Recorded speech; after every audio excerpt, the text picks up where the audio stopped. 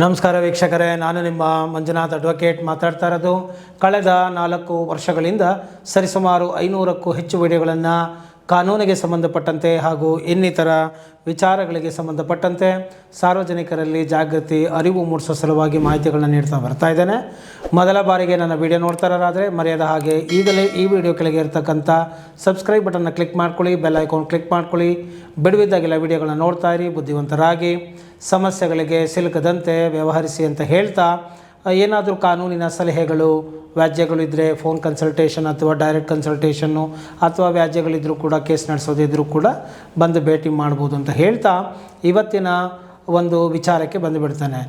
ನೀವು ಸಂಪರ್ಕವನ್ನು ಮಾಡಲಿಕ್ಕೆ www.kmslawassociates.in ಅಂತೇಳಿ ವೆಬ್ಸೈಟ್ ಕೊಟ್ಟಿರ್ತೀನಿ. ಆ ವೆಬ್ಸೈಟ್ಗೆ ಹೋಗಿ ನೀವು ಡೀಟೇಲ್ಸ್ಗಳನ್ನ ಪಡ್ಕೊಂಡು ಬಂದು ಭೇಟಿ ಮಾಡ್ಬೋದು. ಇವತ್ತಿನ ವಿಚಾರ ಏನಪ್ಪ ಅಂತ ಹೇಳಿದ್ರೆ, ನೋಡಿ, ಈ ಒಂದು ಕಲಿಯುಗ, ಈ ಕಲಿಯುಗದಲ್ಲಿ ಎಲ್ಲ ತರಹದ ಸಂಬಂಧಗಳು ಕೂಡ ಈ ಒಂದು ಹಣದ ವಿಚಾರಕ್ಕೆ ನಶಿಸ್ತಾ ಇದೆ, ಸಂಬಂಧಗಳು ಬಾಡ್ತಾ ಇದೆ. ಸೊ ತಮ್ಮ ಒಂದು ಮೌಲ್ಯಗಳನ್ನು ಕಳ್ಕೊಳ್ತಾ ಇದೆ ಅಂತ ಹೇಳಿದ್ರೆ ತಪ್ಪಾಗಲಾರದು.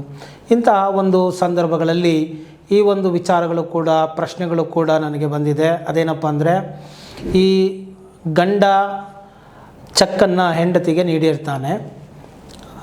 ಆ ಒಂದು ಚೆಕ್ಕು ಬೌನ್ಸ್ ಆಗಿ ಈ ಒಂದು ಹೆಂಡತಿಯು ಗಂಡನ ಒಂದು ವಿರುದ್ಧ ಚೆಕ್ ಬೌನ್ಸ್ ಕೇಸನ್ನು ದಾಖಲು ಮಾಡಬಹುದಾ ಅಂತ ಹೇಳಿ ಸಾಕಷ್ಟು ಕರೆಗಳು, ಪ್ರಶ್ನೆಗಳು ಕೂಡ ನನಗೆ ಬಂದಿದೆ.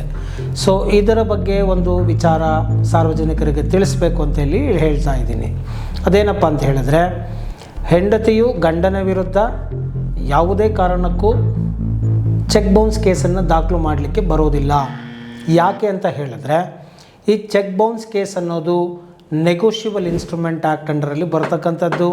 ಇಲ್ಲಿ ಪ್ರಾಮಿಸರಿ ನೋಟು ಮತ್ತು ಡಿಬೆಂಚರ್ಸು, ಅಗ್ರಿಮೆಂಟು ಮತ್ತು ಚೆಕ್ಗಳು, ಈ ಥರದ ಹಲವಾರು, it is like business issue ಇದು. ಈ ಗಂಡ ಹೆಂಡತಿ ಅನ್ನುವಂತಹ ಸಂಬಂಧ ಬಿಸ್ನೆಸ್ ಅಲ್ಲ, ಇದು ಅದಕ್ಕೂ ಮೀರಿದಂತಹ ಒಂದು ಭಾವನಾತ್ಮಕವಾದಂತಹ ಒಂದು ಸಂಬಂಧ ಆಗುತ್ತೆ. ಸೊ ಆದ್ದರಿಂದ ಇಲ್ಲಿ ಬಿಸ್ನೆಸ್ ಅನ್ನೋದಕ್ಕಿಂತ ಮೀರಿದಿರೋದ್ರಿಂದ ಈ ಒಂದು, ಈಗ ಗಂಡ ನಂಬಿಕೆಯಿಂದ ಏನೋ ಒಂದು ಚೆಕ್ ಕೊಟ್ಟಿರ್ತಾನೆ ಅಂತಲೇ ಇಟ್ಕೊಳ್ಳೋಣ, ಅದು ದುರುಪಯೋಗ ಮಾಡಿ ಚೆಕ್ ಬೌನ್ಸ್ ಮಾಡುವಂಥ ಸಾಧ್ಯತೆಗಳು ಇರಬಹುದು. ಆದ್ದರಿಂದ ಈ ಹೆಂಡತಿಗೆ ಬೇರೆ ಬೇರೆ ರೀತಿಯಾಗಿ, ಈ ಉದಾಹರಣೆಗೆ ಮನಿ ರಿಕವರಿ ಸೂಟ್ ಅಂತ ಆ ದಾಖಲೆಗಳನ್ನು ಮಾಡಿ, ದೂರುಗಳನ್ನು ಮಾಡಿ ವಸೂಲಿ ಮಾಡಬಹುದೇ ಹೊರತು ಈ ರೀತಿಯಾಗಿ ಚೆಕ್ ಬೌನ್ಸ್ 138 ಅಂಡರಲ್ಲಿ ಮಾಡಲಿಕ್ಕೆ ಅವಕಾಶ ಇಲ್ಲ ಎಂಬುವಂತಹ ವಿಚಾರವನ್ನು ಇಲ್ಲಿ ಹೇಳ್ತಾ ಇದ್ದೇನೆ ಸ್ಪಷ್ಟವಾಗಿ. ಯಾಕೆ ಅಂತ ಹೇಳಿದರೆ, ಈ ಒಂದು ನೆಗೋಷಿಯಬಲ್ ಇನ್ಸ್ಟ್ರೂಮೆಂಟ್ ಅಂಡರಲ್ಲಿ ಚೆಕ್ ಬೌನ್ಸ್ ಮಾಡಬೇಕು ಅಂತ ಹೇಳಿದರೆ, ಆ ಕೇಸ್ ದಾಖಲು ಮಾಡಬೇಕು ಅಂತ ಹೇಳಿದರೆ ಅದು ಲೀಗಲಿ ಎನ್ಫೋರ್ಸಬಲ್ ಡೆಟ್ ಆಗಿರಬೇಕು ಹೊರತು ಡ್ಯೂಟೀಸ್ ಆಗಿರಬಾರ್ದು, ಆಬ್ಲಿಗೇಷನ್ಸ್ಗಳು ಇರಬಾರ್ದು ಅಂತ. ಈ ಗಂಡ ಹೆಂಡತಿಯನ್ನು ನೋಡಿಕೊಳ್ಳೋದಕ್ಕೆ, ಉದಾಹರಣೆಗೆ ಒಂದು ಮೇಂಟೆನೆನ್ಸ್ ಆರ್ಡರ್ ಆಗಿರುತ್ತೆ, ಮೇಂಟೆನೆನ್ಸ್ಗೆ ಚೆಕ್ ಕೊಟ್ಟಿರ್ತಾನೆ ಅಂತಲೇ ಇಟ್ಕೊಳ್ಳೋಣ. ಆ ಚೆಕ್ಕು ಡಿಸ್ಹಾನರ್ ಆದರೂ ಕೂಡ ಮನಿ ರಿಕವರಿಗೆ ಹಾಕೋಬೇಕೇ ಹೊರತು ಚೆಕ್ ಬೌನ್ಸ್ ಮಾಡಲಿಕ್ಕೆ ಬರೋದಿಲ್ಲ. ಯಾಕಂದರೆ ಡ್ಯೂಟೀಸೇ ಬೇರೆ, ಏನೋ ಲೀಗಲಿ ಎನ್ಫೋರ್ಸಬಲ್ ಡೆಟ್ಟೇ ಬೇರೆ. ಅಂದರೆ ಕಾನೂನಾತ್ಮಕವಾಗಿ ಜಾರಿ ಮಾಡಬಹುದಾದಂತಹ ಒಂದು ಆ ಒಂದು ಋಣ ಆಗಿರಬೇಕಾಗತ್ತೆ ಅದು.